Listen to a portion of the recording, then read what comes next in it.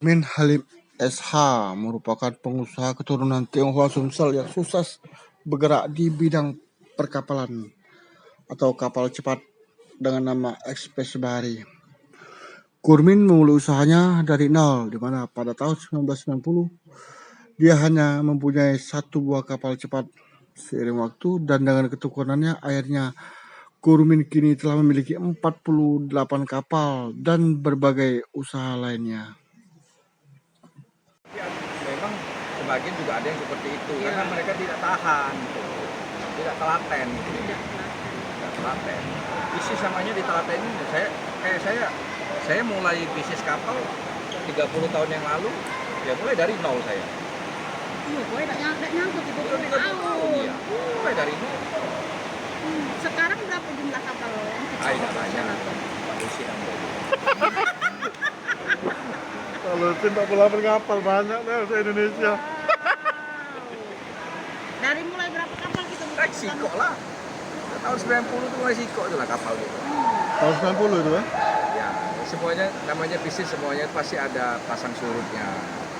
Ketika pasang ya kita jangan lupa, jangan terlalu menggunakan uang over gitu ya. Jangan terlalu menggunakan. Ya, dalam arti kalau mau menambah investasi ya harus dihitung.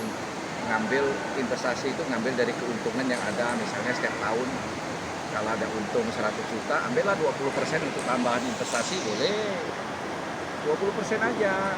Kalau kamu ada untung 10M ya kamu ambil 2M untuk tambahan investasi yang misalnya dibelilah berupa rumah atau berupa tanah ya, untuk investasi jangka panjang gitu. 20%. Ya 20% aja. 80% ini kan diputarin lagi, masukin untuk diputarin supaya perusahaannya berkembang terus. Nah, teori-teori ini kan kadang-kadang nggak digunakan sama sebagian pengusaha. Pada saat dia lagi leading di atas, dia lupa apa aja dia beli gitu loh. Apa memikirkan lagi bahwa itu investasinya tidak bermanfaat gitu. Kadang-kadang seperti itu.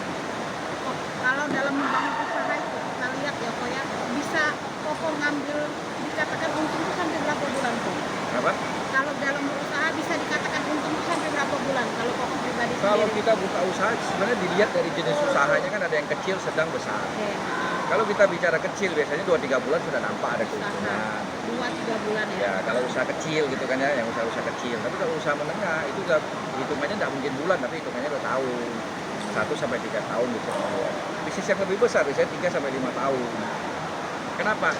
Karena kan fondasi itu kan masih dibuat terus gitu, disusun. Jadi jangan juga berharap 1 bulan 2 bulan. karena kalau kita bicara bisnis yang menengah sampai menengah ke atas 1-3 tahun itu dalam penyesuaian ya kan, manajemen, operasional, segala macam semuanya kan. Nah, 1-3 tahun itu bagaimana perusahaan itu secara perlahan untuk berkembang. Naik 3-5 tahun itu perusahaan sudah harus mencapai keuntungan. Kalau di atas 3 tahun kita masih bisa belum mencapai keuntungan, artinya ada yang salah. Apakah salah manajemennya, salah tata kelolanya, ya kan? Itu pasti ada yang kurang tepat. Itu mestinya harus diintrospeksi, diperadakan perbaikan. Biasanya kalau 3 tahun udah mulai settle kan perusahaan kan. Nah kita udah mulai menikmati hasil keuntungan. Persentasenya mungkin tidak besar, tapi sudah di atas 5 tahun masih juga tidak mengalami keuntungan, berarti itu sudah salah ini. Salah dalam kelola. Sudah pasti salah ngambil keputusan, salah kelola.